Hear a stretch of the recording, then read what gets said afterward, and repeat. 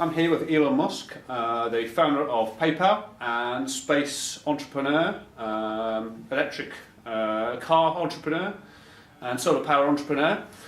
So thanks for joining us, Elon. And just a few questions. Earlier this year, you made history with having the first private spacecraft, SpaceX's Dragon, to dock with the ISS.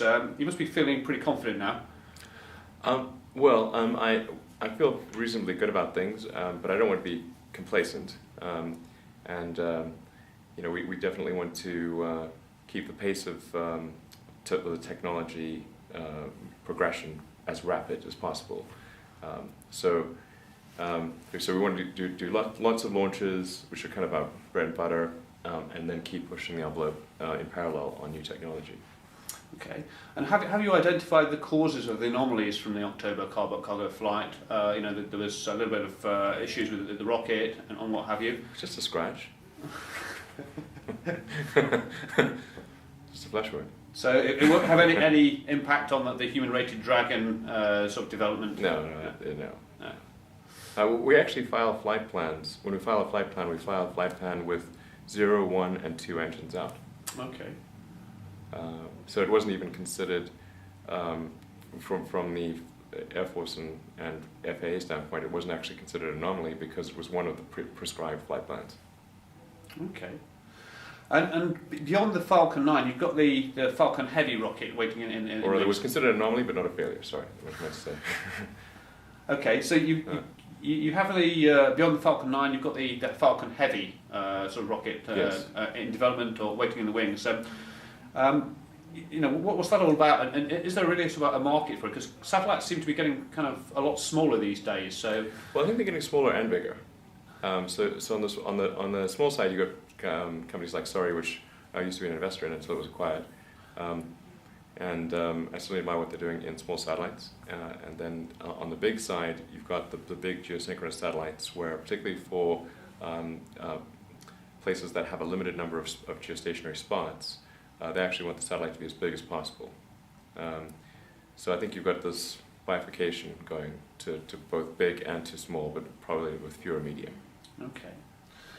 And also with the human-rated systems in the ISS, obviously NASA, after the retirement of the space shuttle, NASA is very keen to get a US sort of system there, funding a lot of you and your competitors. So there could be a case of going from no US systems to several in the next few years. Yourselves. Yeah, I think that'd be great. That'd be really great. Do you think there's room enough for all of them? I think as long as we're making revolutionary improvements in space transport, I think there is room for a lot of companies.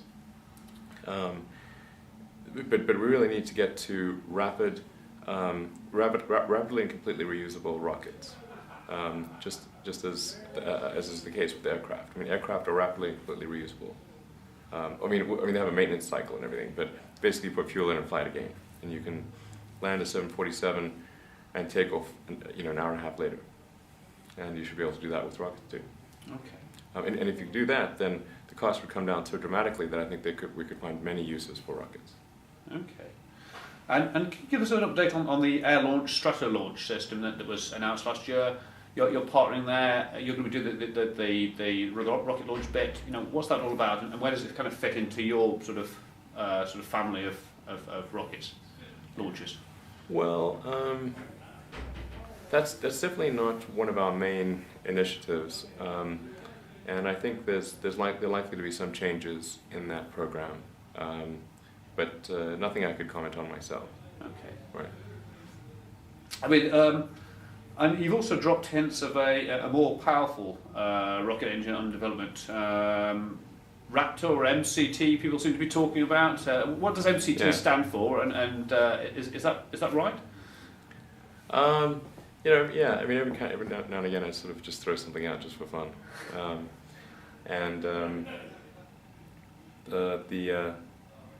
I can confirm that the name of the engine is Raptor. Okay.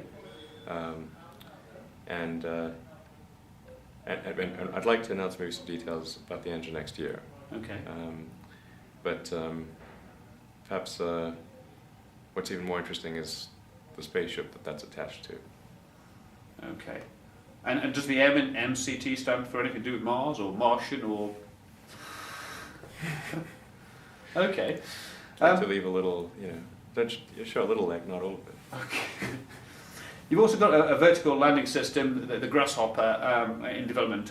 How does that fit into the sort of family of that? That's the reusability of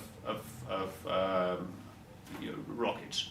Right. So the Grasshopper is kind of a test rig, and it's intended to help us develop vertical landing capability. Obviously, the rockets can certainly take off vertically. Now we need to make them land. And so Grasshopper has very robust landing legs.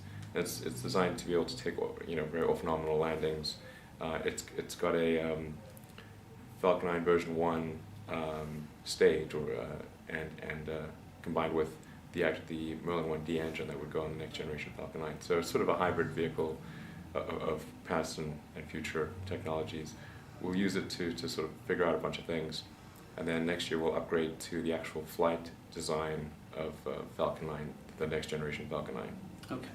So is the idea to then recover the top stage or the whole thing or? Yeah, a long term our goal is to recover the entire rocket and be able to relaunch the whole thing quickly. Okay. This year also we've also seen planetary resources launched. What are your thoughts on that? Do you think asteroid mining is viable? Are they ringing up wanting to know prices on deep space sort of launch prices? Our rockets are standing by.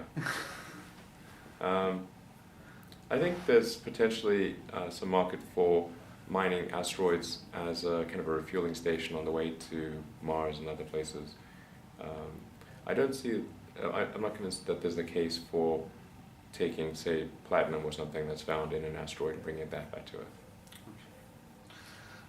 And have you seen the UK sort of Skylon spaceplane project? Have you what's your take on that as an air breathing? Don't know it well enough. In the past, whenever I've done the basic math on having an air breathing stage, it doesn't seem to make sense. But I could be wrong about that, and always look to sort of figure out how I can better understand things. But I think it's maybe easier just to increase the size of the boost stage than to add any air breathing stage. Okay.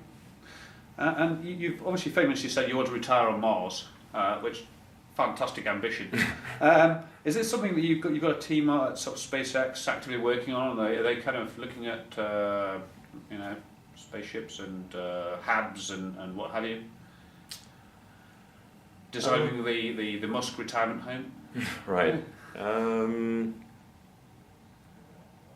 Well, there's no real work going on right now in terms of designing Mars habitats. I think we need to focus our energies on designing the Mars spaceship first. And then that would effectively be the first habitat. Okay. And how far away do you sort of see a manned Mars mission? And who do you think will be going there? Do you think it'll be the US or China or international or commercial mission? Well, I'm hopeful that from a SpaceX standpoint, we'll be ready to do such a mission in the 10 to 15 year time frame. Wow. So we'll see if that occurs, and obviously that would be an American. It may or may not be a government, or maybe some government involvement, or none. I don't know quite yet, but I think SpaceX will be ready in approximately that time frame. Okay. Well, you've had an exciting year, obviously, this year. So what can we look forward to in 2013 in terms of SpaceX news and accomplishments? In 2013, I'm hopeful we'll be able to demonstrate high altitude supersonic liftoff and return. So to being able to have the stage take off, go supersonic, and then come back and land propulsively at the launch site. Okay. Then I'm hopeful we'll also demonstrate the Falcon Heavy towards the end of next year. And that'll be the most powerful vehicle in the world by a factor of 2. And more than a factor of 2, actually. So 2013 should be an exciting year. Okay. How many people now work at sort of SpaceX, and what are kind of like the recruitment plans now? I get a lot of sort of feedback from people saying, how do we get a job there? Well, it's quite difficult for us to employ people that don't have a green card because of US ITAR rules. Yeah. So my first advice would be do anything you can to get a green card. We have been successful in a few cases with getting permission from the U.S. State Department, Defense Department to employ non-U.S. citizens, but it's very difficult to do that, unfortunately. I wish it were easier. Okay. And where do you get your passion for space from in the first place? Where did it kind of start that sort of inkling that you wanted to be in this field? Well, I was always a big fan of science fiction movies and books, and I always thought that we were on our way to becoming a spacefaring civilization, just to be like the stories that one would read about. And then I was disappointed to learn that it didn't seem to be happening, and that's why I got into. That's why I started SpaceX, is to sort of make that a reality and not just be forever a fiction. And what do you attribute to the success of SpaceX so far? I mean, the last time you were here, you'd just done the launch, and that had gone well. And I think a lot of you kind of surprised and were pleasantly surprised. A lot of people said, "Wow, this is someone who's come on the scene and done it right first time," and we're quite sort of shocked in a way. What do you put down to that sort of the success there? Well, we're certainly very, very determined to succeed, and fortunately, we had just enough money to make it to the fourth launch, which was the one that worked. Thank goodness. Yeah. I think we had a critical mass of technical talent, and just enough money, and a design that was sensible, and those were probably the three ingredients that resulted in success eventually. Okay. And you've always got a number of different enterprises going on at the same time, such as Telsa and the solar power. Tesla. So how do you split your time and kind of juggle between them? How do you divide your time and sort of attention? Well, I split my time approximately evenly between the two companies, although depending upon which company needs me the most, I might allocate a bit more time to that company at times. So right now I put a majority of my time on Tesla, but earlier this year was a majority of my time on SpaceX. And if you were, obviously, you're in the commercial sector, but there's sort of a NASA kind of beavering away there. If you were the head of NASA, what would be your priorities? What sort of changes would you make, and how would you sort of steer space policy, for example? Well, I think NASA is actually doing a pretty good job overall.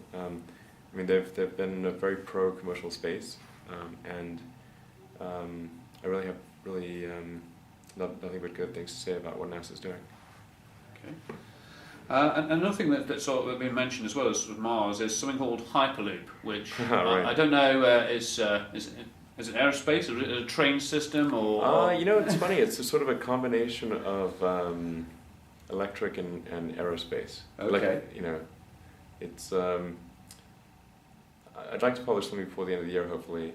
But I want to make sure I vet it with a few people within SpaceX and Tesla, and maybe a few outside people, and then just sort of put it out there as sort of, this is something that I think would be sensible, and then ask people to add to it and modify it, and maybe people have some. I'm sure people have good ideas about making it better, and then try to come up with some sort of standard design that anyone can implement in the world. I think that would be kind of cool. Sort of like an open source operating system, like an open source transport system. That would be really, really neat. Okay. But the basic thought behind it is to have something like that's a cross between a railgun and a Concorde. Wow. Yeah. Now some people, and actually I kind of sort of like saying that because some people are going to be scared about that, and some people are like, yes, that's awesome. I'm appealing to the second group. And that would be using like kind of a maglev possibly in a vacuum too? Nice try. Okay, well, we're almost there. Final question then. You said you were a big science fiction fan. Yeah. So I've got to ask you, what's your favourite fictional spacecraft? Ooh, fictional spacecraft. Well, I'd have to say that would be the one in The Hitchhiker's Guide to the Galaxy that's powered by the improbability drive. Fantastic. I mean, that thing's awesome. Just the most unexpected things. Right, so that's a scoop and a half. Right. The MCT will be powered by the infinite improbability drive. Right, exactly. Brilliant. It's been fantastic talking to you. You're welcome. And very much looking forward to hear your lecture later. All right, Thank sounds you. good. Thank you.